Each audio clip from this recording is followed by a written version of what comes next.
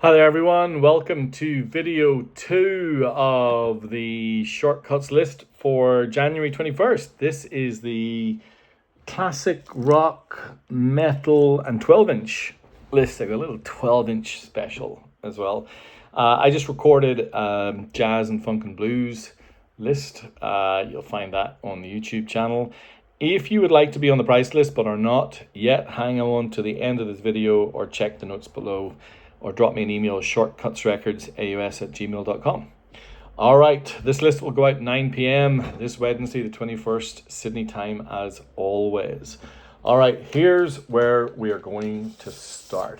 A record that many of you will recognize. This is Led Zeppelin's debut album, but this pressing is pretty special. Firstly, this is a US pressing, so paper sleeve from the Atlantic Group, and it is in really nice condition. I hope you can see that. But you can see here it says SD19126, and this was recorded and pressed in 1977. The reason I love this pressing so much is that it was cut by Mr. George Piros, Piros, GP in the dead wax. He is a collector's favorite. His pressings in the 70s, he was a mastering engineer, so he would make the master record that would be used to press everything subsequent to that. He was legendary, and particularly for his rock cuts and particularly for his Led Zeppelin cuts. People obsessively look for these things in the US, and it is really hard to find them in Australia. He has a really punchy low end, so the bass is kind of kicking and in your face. The drums are really where it's at though, and I think that is why he is so popular with Led Zeppelin enthusiasts, because of how he makes John Bonham sound. He's really guitar forward in the mid-range too, so what you end up with is a really ballsy, punchy sound. And so these records are really sought after, and they sound great. Oh, they absolutely mutilate the Ozzy first press. I know I keep crapping on it, but it is really not good. This thing is really powerful compared to the kind of brittle sounding Ozzy press, and it's just great. And you know what? This era of mid-70s US presses are the best bang for buck sound quality. I have the Classic Records press. It's like, 6 or 7 times the price of this. If you get a Japanese first press or an Aussie first press, you'll pay more than this, and it's just not as good. It's in lovely, lovely condition as well. George Piros, man, legend for a reason. Talking about legends, this was the week where we lost Bob Weir from Grateful Dead. Now, I am not a massive Grateful Dead fan, but I understand that he was the last living member of the kind of classic lineup, and I have one of their great records here for those of you who are interested in collecting some Grateful Dead. This is a European press from 1981. The reviews on Discogs are really positive. This is Blues for Allah by the Grateful Dead. Obviously from San Francisco, improvisational as an identity, and a career built on touring, on concert culture, on tape culture, on fan loyalty, rather than maybe what you might call chart logic. Full of left turns and genuine weirdness into country, jazz, psychedelia. A really weird band, but hugely influential. And Blues for Allah is, I think, kind of where they're at in the studio. I know a lot of people say that it's their live albums are where it really, really, really makes a difference. But this is quite hypnotic. I kind of like it. It's not my favorite. I'm not sure about Grateful Dead. I'm up for being educated though, if anyone wants to tell me more in the comments. But it's quite spacious. It's really kind of intricate and interesting. Yeah, I suppose it's not one of their big classics, but I like it, and so that's why I picked it out. So there you go. That is Grateful Dead, Blues for Allah. All right, something completely different now. Is one of the few bootlegs I've ever had in my list. This is Metal Up Your Ass by Metallica. Now, I'm going to read the list here. Hit the Lights, The Mechanics, Motor Breath, Seek and Destroy, Jump in the Fire, Hit the Lights. So again, a couple of copies. That might sound familiar to some of you. This is the bootleg. There it is. Has a really nice copy of the Music for Nations list. And you know what? The sound quality is pretty good. I was pleasantly surprised. But this is... It sounds to me like kind of demo cuts and how they were putting together their debut album. And so it's very loose, very murky and groovy and loud, as you might imagine. I believe it to be one of the most popular Metallica bootlegs, but again, I am happy to be educated on that particular record. This next one is one that I know pretty well. I've been looking for another copy on Japanese vinyl for a long time. I've got one on my own shelf, and it's the only one I've ever seen. This is, maybe the inner might give it away. It's an absolutely beautiful copy of Screaming for Vengeance by the mighty Judas Priest. This is Rob Halford and the Birmingham Steel Collectors, maybe their best album. Certainly, if you look at the stack ranks of Judas over the years, you will see Screaming for Vengeance always there or thereabouts. Really sharp riffs, really efficient, maximum choruses. It's right up there. And again, that Japanese press is pretty spectacular. It's a bit of a rites of passage, that record, and it was, for me, the segue into a little section of 12 inches. So, because we just had Judas with Screaming for Vengeance, I thought some of you might be interested in this fun little 12 inch. This is a UK first press from 1983. It is called Tyrant. Tyrant on side 1, Rock-a-Rolla on side 2, so that'll give you an idea as to which record it's from. You can see here limited edition 12 inch, and it is a UK first press. And what's really cool about it is pressed on white vinyl. That is seriously unusual.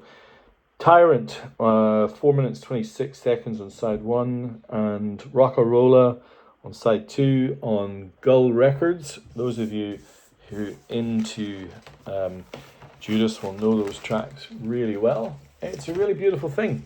It is really hard to find in Australia. I think pretty hard to find in the UK in this condition as well. It's absolutely perfect. There you go. The next little... Actually, you know what? There's more 12 inches to come, but there's a couple of little records in between before we get to the 12 inches. I'm on a little bit of a Michael Jackson and the Jackson 5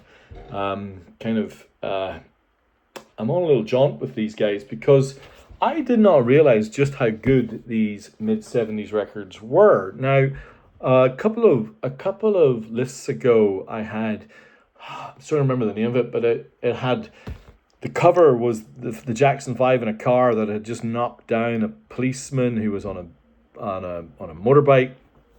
Is it Looking Through Numbers or something? Or I can't remember now. Anyway, I'd give it a listen. It's now on my shelf. It's awesome.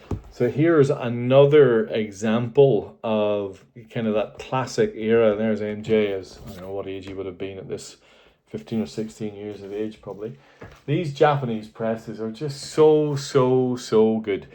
Early 70s, full-on Motown craft, really amazing hooks, big bass, big orchestration.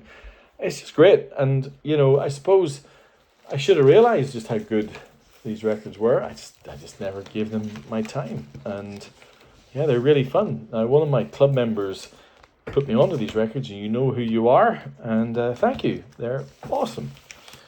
All right, talking about awesome, before I get to the rest of the 7 inches, many of you now know how much I obsess about the Pink Label Probe records, and this is one of the best. This is Pretzel Logic by Steely Dan, the hard cardboard gatefold of the classic record. Oh, what year was this from? I want to say 74, is it?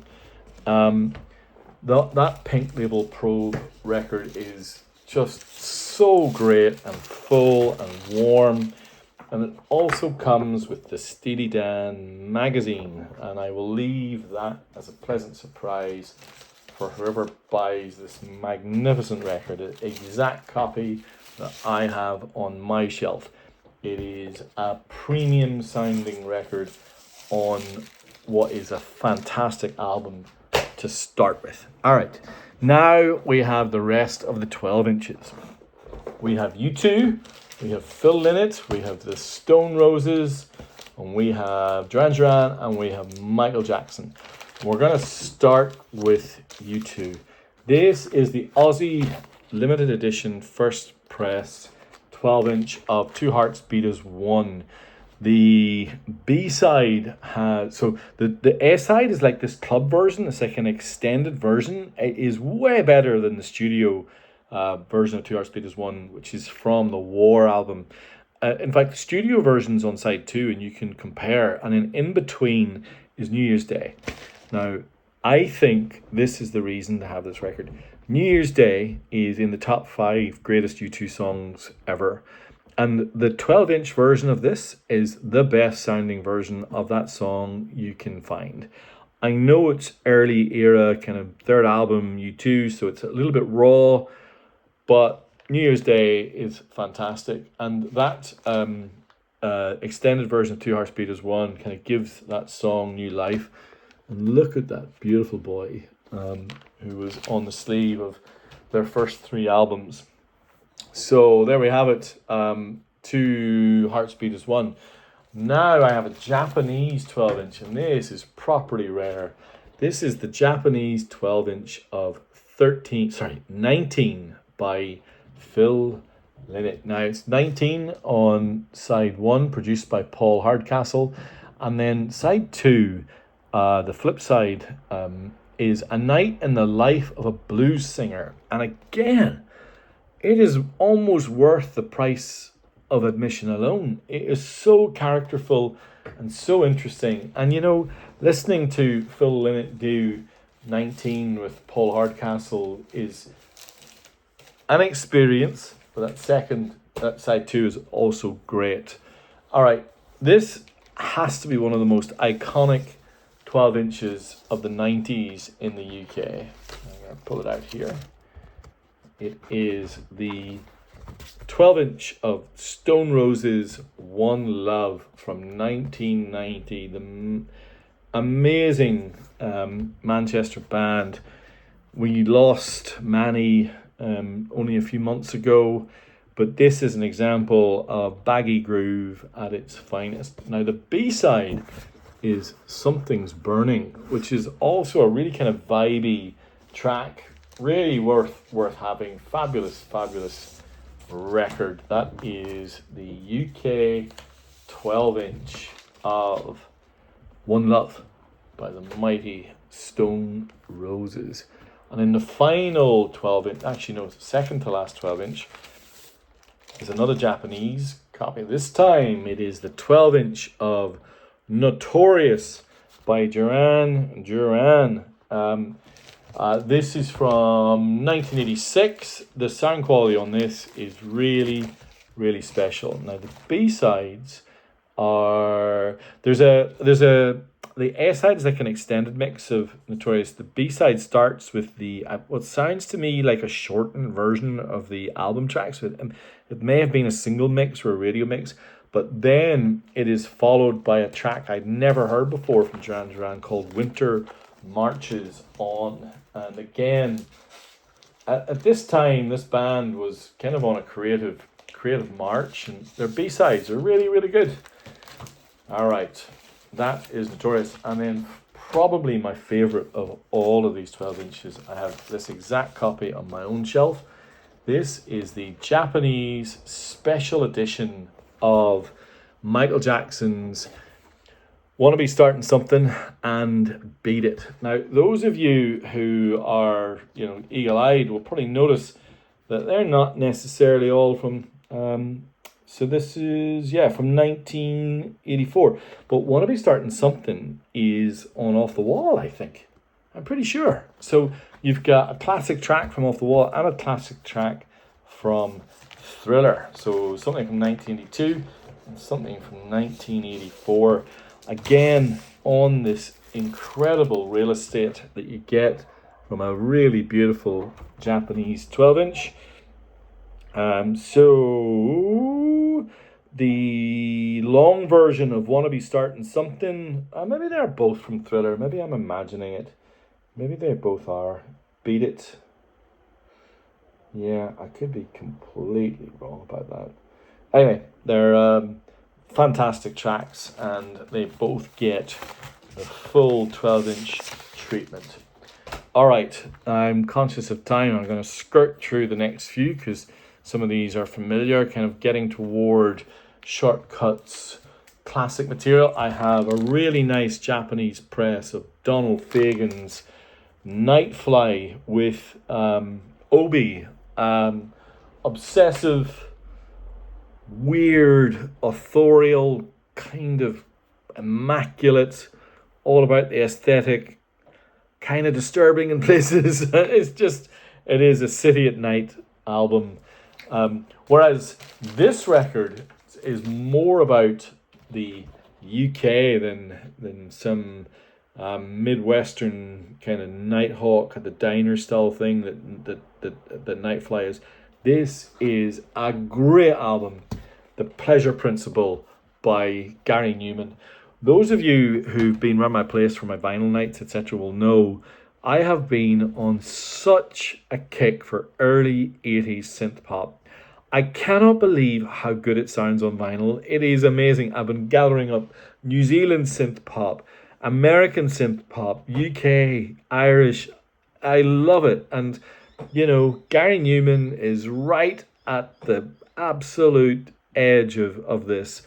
This album, of course, includes Cars. And what a single this is. And the great thing is that there's a bunch of tracks around it that are just as good. It's, I think it's kind of weird how his career has been reappraised, because at the time, I kind of think he was pretty much the opposite of cool, but not now. The guy's a legend. It's aged like, a prophecy. And talking about another kind of 80s band that I really love, this is one I've been looking for a while because I've got a copy on my own shelf as well. This is, let me get the name. It's The Art of Noise. And the album is called In No Sense Nonsense. And it is the only promo copy I have on sale tonight. You can see the not for resale sign here. I suppose, The Art of Noise are like everything that punks hated. They are pretentious, they're interesting, they're intricate, and they make amazing synth and noise and glorious pop music. So underrated. I love The Art of Noise, and I love that record, and that Japanese promo is a beautiful thing, and they're so inexpensive for how quality the music is. All right, couple more to go, a couple of big ones to come actually. Before that, I have the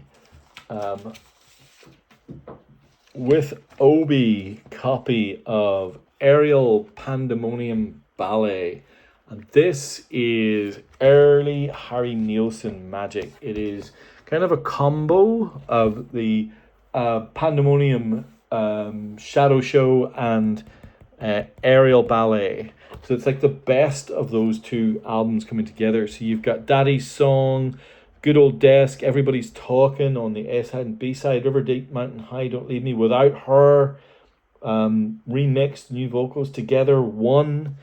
Just legendary songs. And, you know, Harry Nilsson is one of my all-time favorite artists for a reason. I absolutely love him. And these Japanese copies are just magic. This one has the Obi right there. All right. Probably the most desirable record on the list tonight is this. I'm not going to go into too much why because it'll be pretty obvious, but this is the UK first press of Animals by Pink Floyd in fantastic condition. Gatefold, all the business. I underappreciated Animals until I saw Roger Waters performing it live in Total before COVID, one of the best concerts I've ever been to. And this US or UK first press is, in my opinion, the best sounding copy of this record, even better than the Japanese first press. All right, this is a record I've never had before. This is produced by Todd Rundgren. This is Utopia. I'm kind of a laboratory that's all about pop and prog and synth and the studio as an instrument coming together. It's restless, it's interesting, it's thoughtful, it's weird, it's super melodic. I love those Japanese copies. Yeah. Sorry, I'm going to speed up because I've still got a few to go. I've got a classic soundtrack here as well. I've got the soundtrack to The Howling. Pino Donaggio, key name in horror soundtracking. There he is. Music composed by Pino Donaggio. So, one of the greatest horror soundtracks of all time, and that is on Victor label, Japanese first press. I've got some metal to finish very quickly.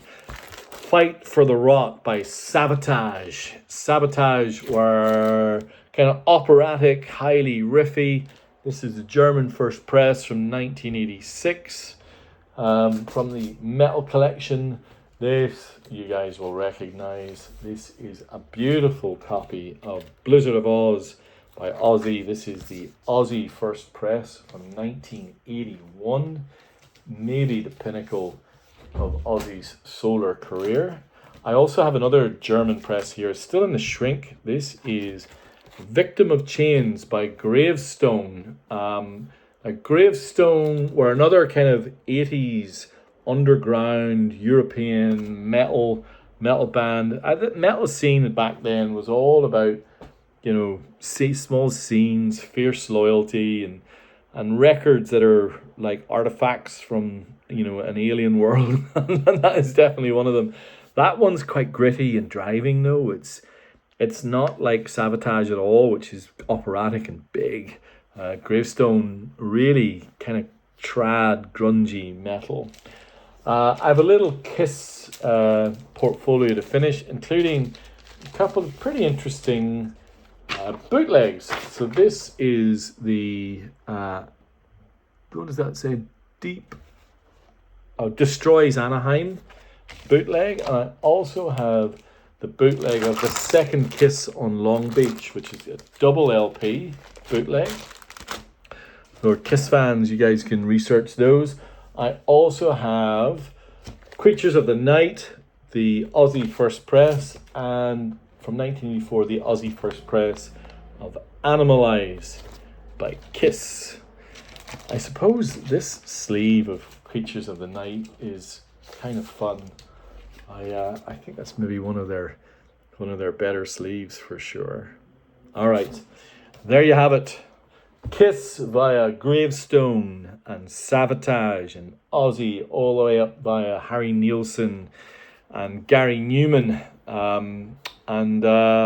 Yeah, as always, Led Zeppelin right at the top of the tree. That George Piros cut of Led Zeppelin 1. For anyone out there who loves that record,